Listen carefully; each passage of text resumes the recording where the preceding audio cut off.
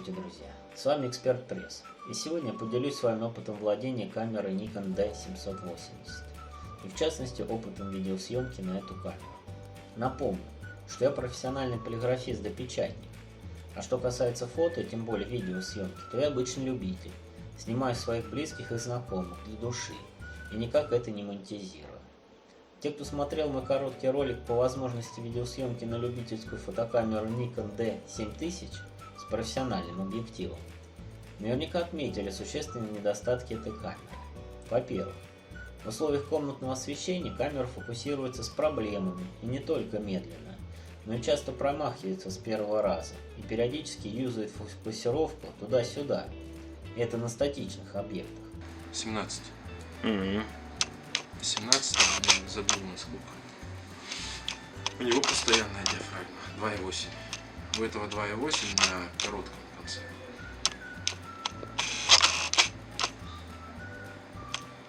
Во-вторых, даже от самого современного моторчика привода фокуса звук попадает в штатный динамик, делая запись непригодной для дальнейшего потребления. Скажу больше, этот звук также попадает и на микрофон, установленный в горячий башмак, хотя и меньше. Спасает лишь выносной микрофон, но это не очень удобно в репортажной видеосъемке. Слишком много предварительных телодвижений, прежде чем начинаешь снимать. А если ты любитель, то из этих 100 манипуляций что-нибудь да забудешь. Для примера посмотрите фрагмент записи, сделанный в Парке Победы на Nikon D7000 со штатным микрофоном и объективом Sigma 1750 f2.8.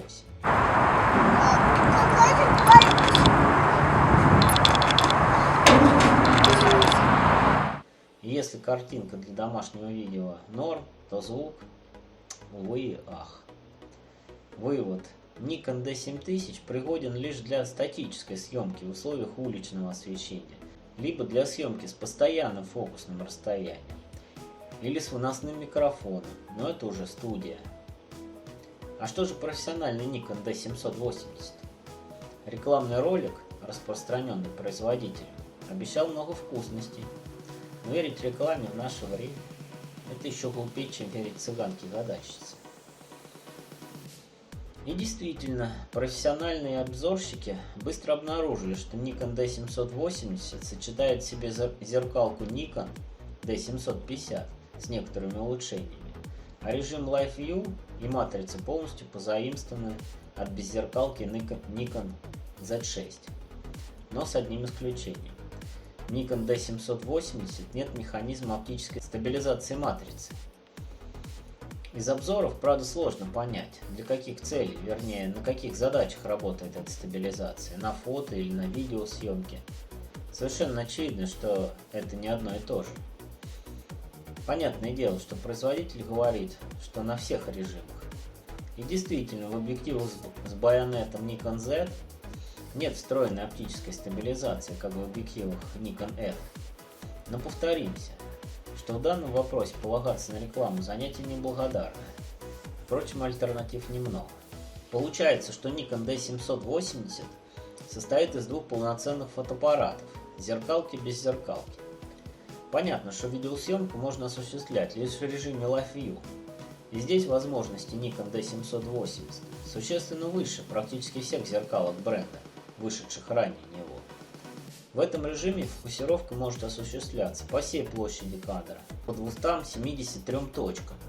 Также поддерживается режим фокусировки по лицу и даже по глазам, но работает он на достаточно близком расстоянии, или правильнее сказать, на достаточно крупном плане. Автофокус быстрый и не столь требователен к освещению. Однако, если сравнивать режимы фотосъемки, то Live View заметно проигрывает режиму зеркальной камеры. Автофокус медленнее. И если в зеркалку можно поймать беззаботно резвящихся детей, то Live View это не по силам. И на спуск он реагирует, как современные машины на газ, с паузой. Динамический сюжет за это время уже несколько раз успевает перемениться. И все это, разумеется, с дорогими объективами за 60 и даже за 100 тысяч рублей. Я уверен, что если за 500 поставить, то тоже ничего не изменится. На приведенных примерах вообще непонятно, что я фотографировал. Но нет. Просто дети успели выбежать из кадра, пока камера в режиме Live View реагировала на мои действия.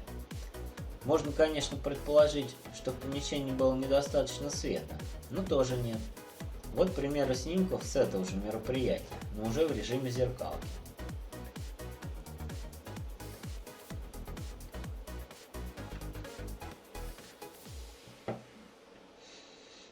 А что касается звуков от моторчика автофокуса, то использовать штатный микрофон пока не получится. Вариант с микрофоном на горячем башмаке лучше. Предлагаю вам послушать фрагмент записи. Хоть и не слишком громко, но слышно.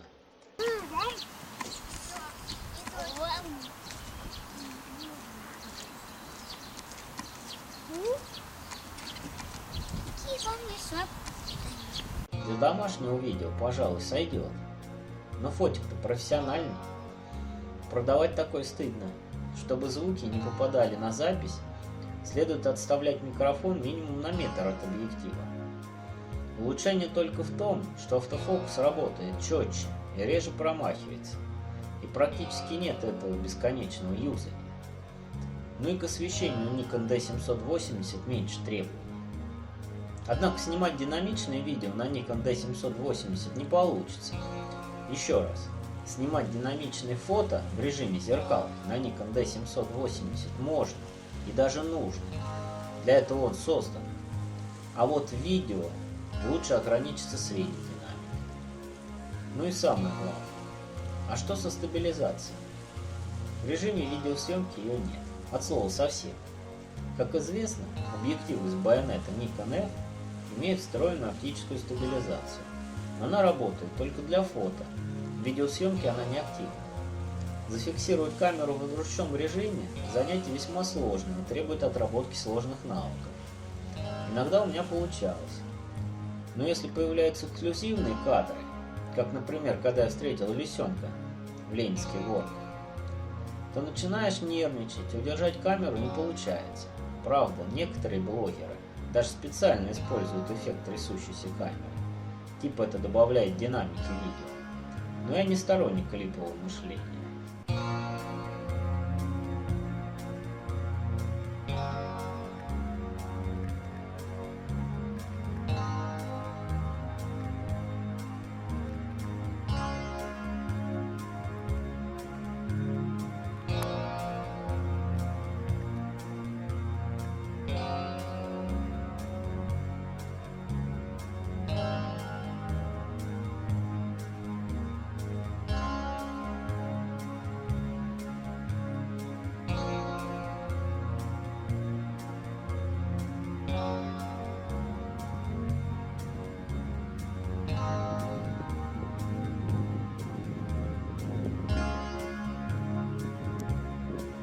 Для нормальной видеосъемки нужен крутой стабилизатор.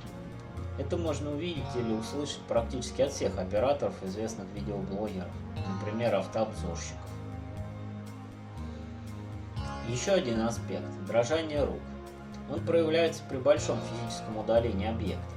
На данном видео я снимаю зумом от Tamron 70-200 фокусное расстояние f2.8. Фокусное расстояние 200 мм, а до объекта съемки несколько десятков метров. При легком подрагивании камеры фокус теряется, требуется время, чтобы его поймать. На видео это отчетливо видно.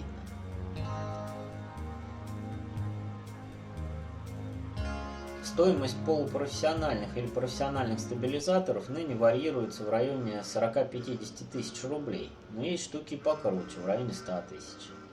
Сопоставим ли встроенный стабилизатор матрицы Nikon Z6 с внешним стабилизатором? Конечно нет.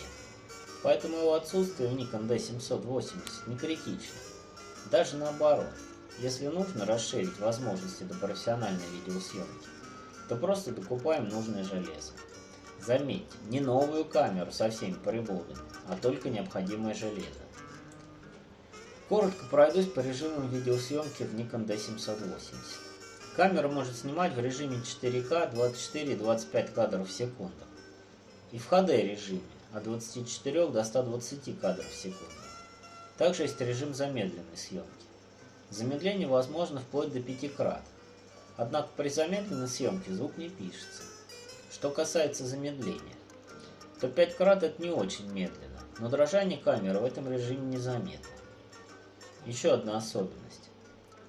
Видео можно снимать как с полного кадра, так и в кроп режиме, при неизменном разрешении. Иными словами, качество видео не меняется, меняется только фокус на расстоянии объектива. Если объект съемки далеко и зума уже не хватает, либо увеличить зум не оптимально, например, сильно увеличивается минимальная диафрагма, то можно в 1,5 раза увеличить фокус на расстоянии за счет этого трюка. Подведем итоги. Пустая камера Nikon D780 это как дорогая машина в базе, одно расстройство, но эту штуку можно дооснастить.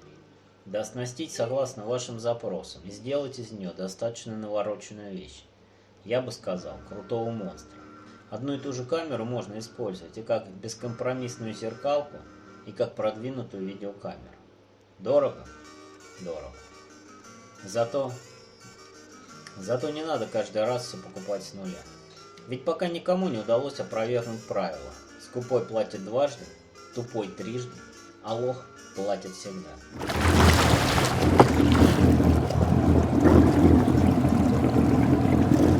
На этом разрешите откланяться. С вами был Эксперт Пресс. Ставьте лайки, подписывайтесь на наш канал, оставляйте комментарии. Всем хорошего настроения, удачи и пока!